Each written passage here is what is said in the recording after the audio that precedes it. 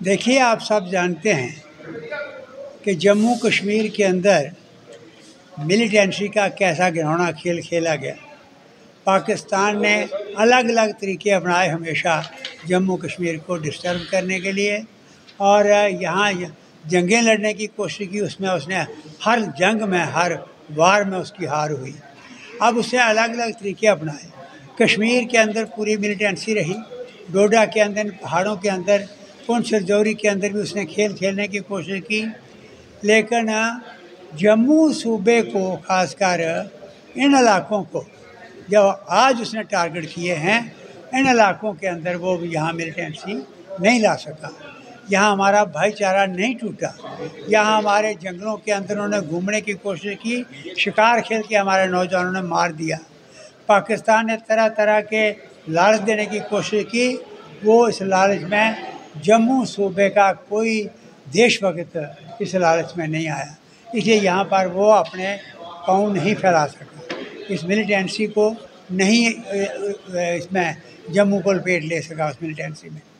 अब उसने नया तरीका अख्तियार किया है कि दूर दराज के इलाके हैं, जैसे बिलावर का, कठुआ के पूरे डिस्ट्रिक्ट के इलाके, या उधर डोडा वगैरह के यहाँ दो साइड, दूसरा तीसरा, इन इलाकों के अंदर उसने नया तरीका इस्तेमाल किया कि यहाँ दूर दराज रहते हैं सिविलियन, उनको मारने की कोशिश की। किस ढंग से कि एक पूरा डर फैल जाए, क्योंकि एक घर दूसरे घर का बड़ा फासला होता है, वो आवाज़ नहीं दे सकते बेचारे, तो वो डर फैलाने के लिए उसने ये किया।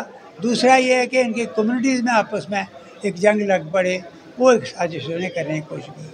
पहले उसने उससे पहला कदम लिया कि ड्रग्स डाल दी यहाँ पर।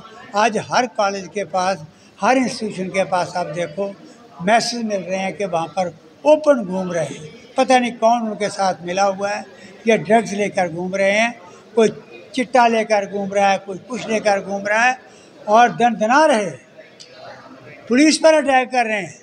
इसलिए एक तरीका उसने इख्तियार किया कि इन नौजवानों को, बहादुर नौजवानों को जिनकी बैकग्राउंड इस किस्म की है, उनको ड्रग्स की लपेट में ले लो, रंग पीले हो जाएं, सुइसाइड करना शुरू कर दें, घर घर में लड़ाई करें। दूसरा, हमने कहा था उस वक्त, और ये लड़ाई लड़ी है मिलिटेंसी के ख़िलाफ़, डोगरा सदर सभा ने जिस तरीके से साथ दिया, लोगों को इन्वॉल्व किया, वो था यहाँ के ग्रास रूट इंस्टीट्यूशन, चाहे वो नंबरदार थे, चाहे वो चौकीदार थे, चाहे पंच सरपंच थे, उनके ज़रिया पता लगता था हमारी आर्मी को, हमारी सिक्योरिटी फोर्सेस को, हमारी एजेंसियों को, किस गाँव में क्या है, किस गली में कौन आया, वो सिर्फ नंबरदार चौकीदार बताता।